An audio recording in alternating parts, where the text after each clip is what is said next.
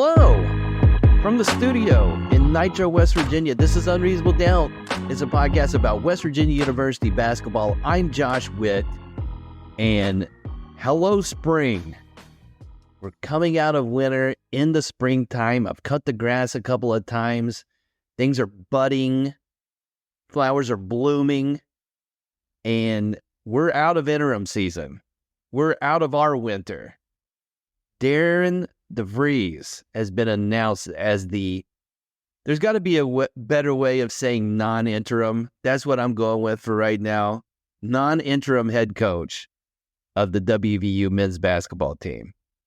Congrats to Ren Baker on making what I hope is a fantastic hire. I mean, he had to have been, DeVries, a top-tier candidate in Ren's spreadsheet. I know in my spreadsheet, he was second behind Chris Mack. Highly sought out on multiple. It's one of those things I've learned being involved in paying attention to a coaching search is that if there's a job opening, you see the same guys on each list. And DeVries was in this boat of being out there. Could he go to Oklahoma State? Could he go to Michigan?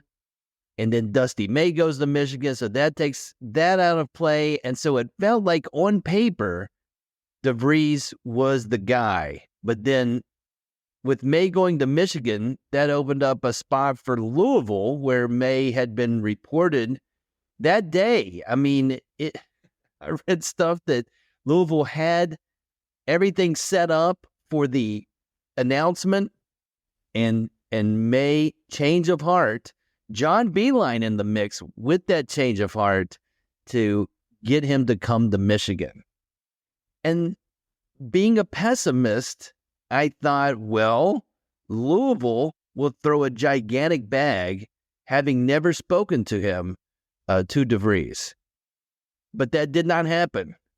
West Virginia gets him, and you can't help, if you've listened to this podcast, you know I look at history and try to take history to figure out what we're going to see in the future. And you can't help but think with this hire and how last season went down, the parallels you can find with this hire and John Beilein's hire over 20 years ago.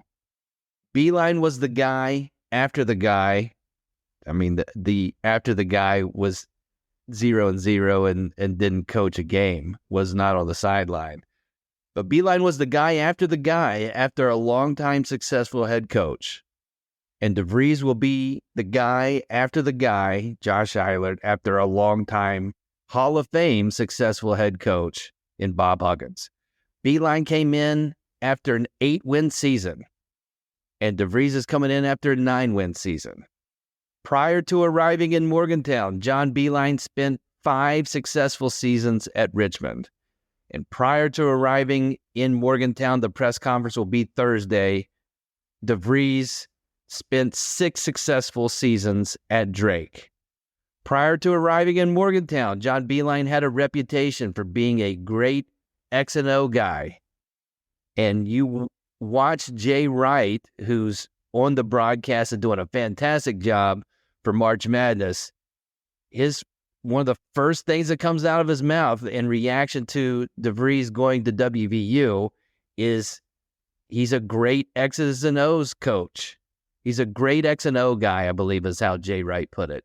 And Jay Wright knows ball. He's a Hall of Famer.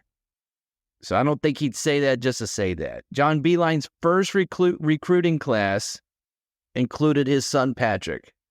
And DeVries' first recruiting class, and it looks different in 2024, but he's bringing his very talented, good at basketball, great at basketball son, Tucker DeVries, to Morgantown.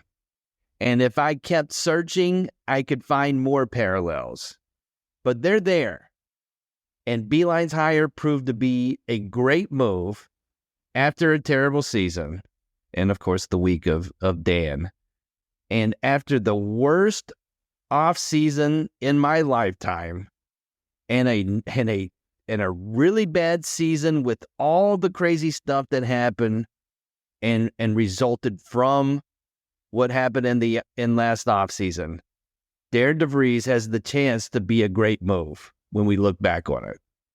Like, on paper, we weren't the only one. This wasn't out of left field. Oh, what is West Virginia doing picking this guy? He was highly sought after, and West Virginia makes the hire, and Ren Baker makes the hire. And what are we getting with Darian DeVries? He was a longtime assistant at Creighton under ball knower Dana Altman and ball knower Greg McDermott. And then he gets the job at Drake. In his 6 seasons at Drake, he's won 73% of his games. Out-of-conference wins include New Mexico State in his first season. New Mexico State ended up winning 30 games that year. A win at Kansas State in 2020. A win over Wichita State in the 2021 NCAA tournament. A win over Mississippi State last season. The Mississippi State made the tournament. And this season, darling Cinderella Oakland, Drake beat Oakland by 18, and they also beat Nevada by 19, and Nevada made the NCAA tournament. Darian DeVries got an at-large bid at Drake to the NCAA tournament from the Missouri Valley Conference. They had a stretch where they were pretty strong, Missouri Valley, but they haven't been in a while, and it didn't happen this year with Indiana State. They got left out. So he did that, got an at-large bid to the NCAA tournament.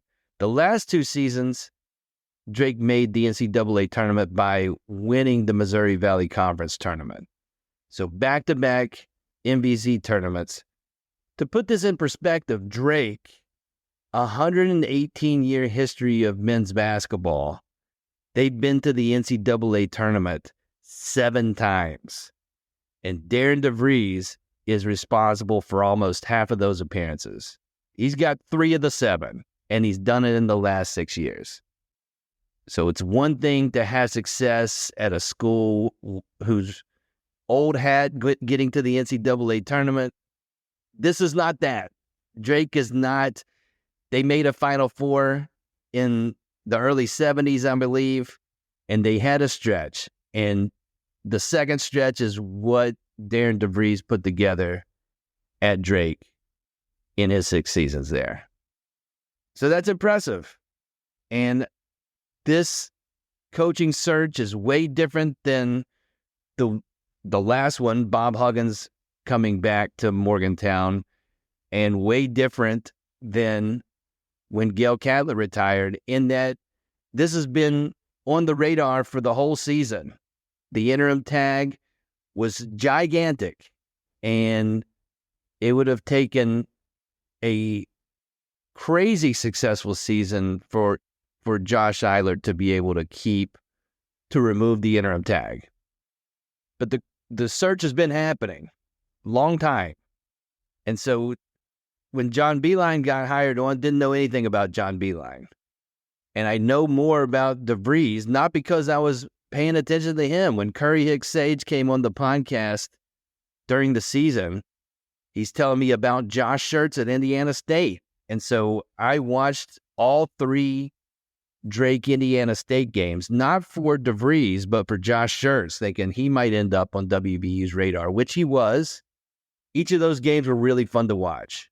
Drake, the product is fun offensively. His offense is fun to watch. There's cutting, there's movement.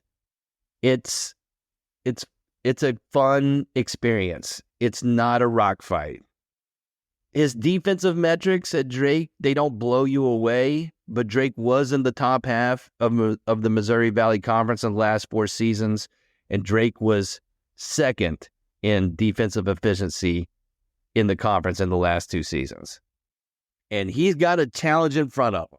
I mean, we just went through a very tough season, and he's going to build the roster possibly from scratch outside of bringing his son.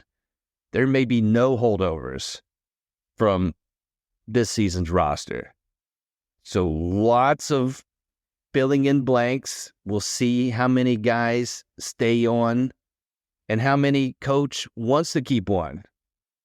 And so even in the transfer portal era, can he immediately turn this program around and get them? I mean, he never won less than 20 games at Drake.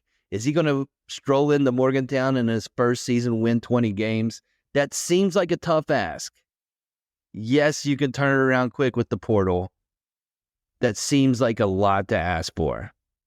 And really, the only question, this isn't a negative, but if history tells us what's going to happen, Beilein was a successful hire, but he was here for 6 seasons and then he moved on to Michigan. Will DeVries, who went to Northern Iowa as a player, coached his entire 23-year coaching career in Iowa, is that guy going to spend a long time in West Virginia if he's successful?